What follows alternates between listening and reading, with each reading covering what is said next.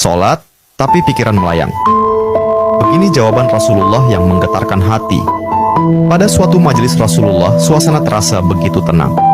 Para sahabat duduk melingkar menyimak setiap perkataan beliau dengan penuh perhatian. Namun, di antara mereka, ada seorang sahabat yang tampak gelisah. Jemarinya saling menggenggam, matanya menunduk, dan napasnya terasa berat. Setelah beberapa saat ragu, ia akhirnya mengangkat wajah dan berkata dengan suara lirih, "Wahai Rasulullah, aku ingin bertanya, tetapi aku khawatir pertanyaanku ini akan membuatku semakin malu di hadapan Allah." Rasulullah pun tersenyum lembut, menatapnya penuh kasih sayang.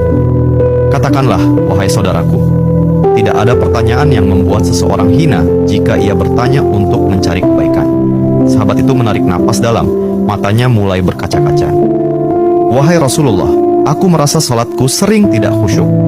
Kadang aku mengingat urusan dunia, kadang pikiranku melayang entah kemana. Aku takut salatku tidak diterima oleh Allah.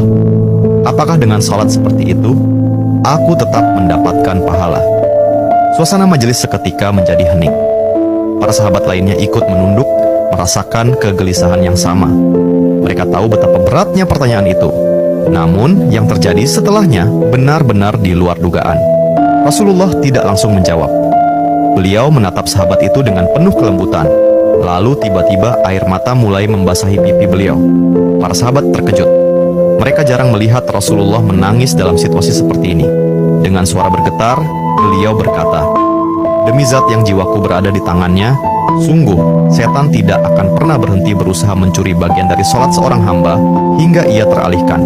Tetapi ketahuilah, Allah tetap melihat usahamu."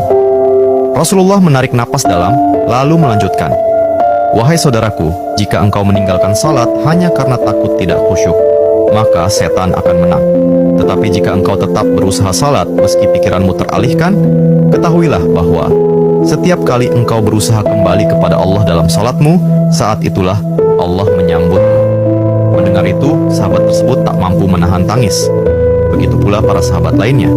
Kemudian Rasulullah melanjutkan dengan penuh kelembutan, "Bayangkan seorang ibu yang melihat anaknya berjalan ke arahnya, tetapi anak itu sering jatuh dan tersandung.